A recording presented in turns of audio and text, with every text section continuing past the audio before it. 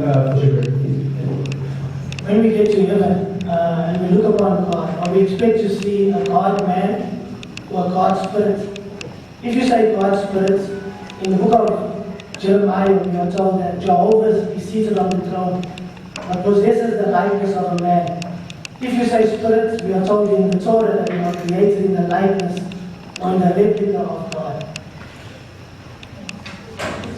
There are certain mysteries that we do not understand. How exactly is God? How to conceive of God? But that does not mean that we should pick up on any sort of conception and make that our God. One of the previous questioners spoke about Greek mythology, in which people have all kinds of gods. And in some religions to this day, people imagine gods and goddesses, and they get married, they have children, and the child is a god as well. Well, in the Old Testament, it is very clear that there is only one God, and that God is not a man nor the Son of Man. At Numbers chapter 23, verse 19. So there's no way that we should interpret any passage of the Old Testament to make it contradict, unless we're trying to be like those scholars that James doesn't like, who are trying to find contradictions in the Old Testament. But if we read the Old Testament as a consistent document, there may be puzzles, there may be creatures of God who are great and they look like a human being, and maybe they're sitting on a throne. There are images and visions that people conceive of, like Ezekiel and Jeremiah and other visionaries. That does not mean that you should let this detract from the main original teaching. There are 10 commandments which God took pains to write on tablets and gave to Moses. And now Charlton Heston starts as Moses. The 10 commandments of the first two are about oneness of God and not having anything that resembles God. The first commandment, God says, write it on your doorposts, band it to your wrists, tie it to your foreheads, so you don't forget this. Hear, O Israel, Jehovah your God, Yahweh your God, is one God. So then we have Numbers 23:19, God is not a man nor the son of man. How much more do we have to emphasize this? Don't make God into a man. Malachi chapter 3 verse 12 says God does not change. He never was a man, he never will be a man. From everlasting to everlasting, according to Psalm 83, he is God. Well, we need to correct this utter misapprehension of Numbers 23:19, because when you use verses that I use to defend my view of God, as if you think you're arguing against me, you don't know what I believe. God is not a man, he is God. That does not mean he cannot enter into his own creation.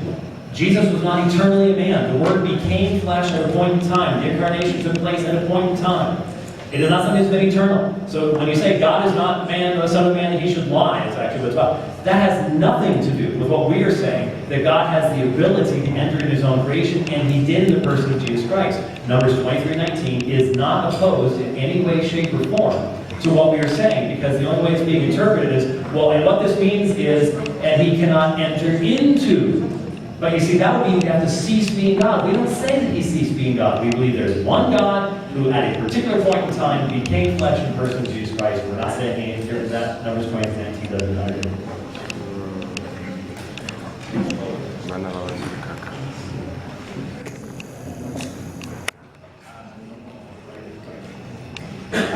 Question for James.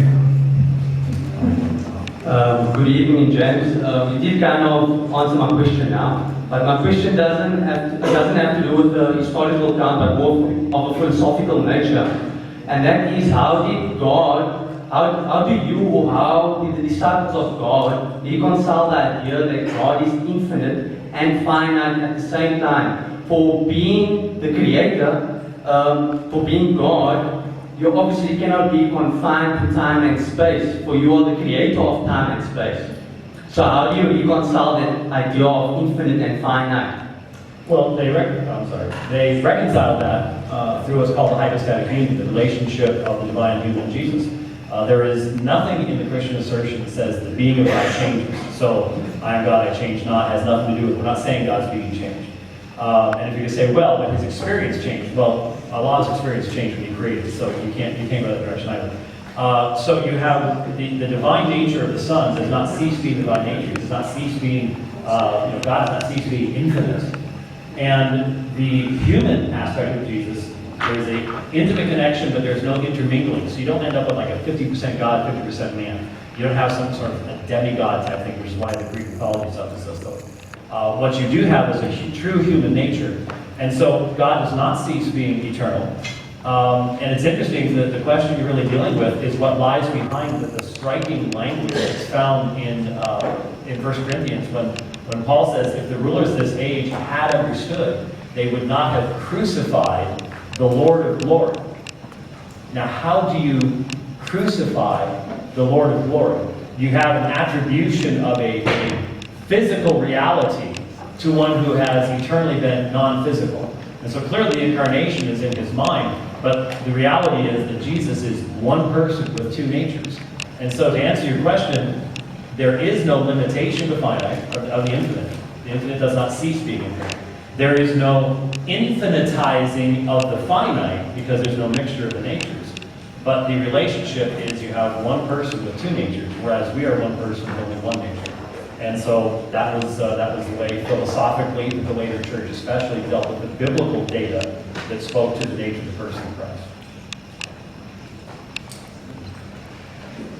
My response to that, I would say that what actually happened is that over time, people began to take Jesus to be God. First, they thought he's the Son of God, and then they thought literally the Son of God, and then they thought, well, the only Son of God, and then they thought, well, he must be like God, well, he must be God as well. So through this evolution of thinking, eventually, they took a man and made him God. And the idea that he was a man is so clear that they could not refuse that. And now they have a man whom they made God, and now they're wondering, how can we reconcile the fact that he's a man, which is known to everybody, and now the belief that he is God? It is an irreconcilable belief, but people pretend that it's reconcilable. But the question is right. It is a contradiction. To say that a man is God is like saying that you saw a square circle. Either it's a square, which has got four sides, or it's a circle, which has got no sides, or no corners.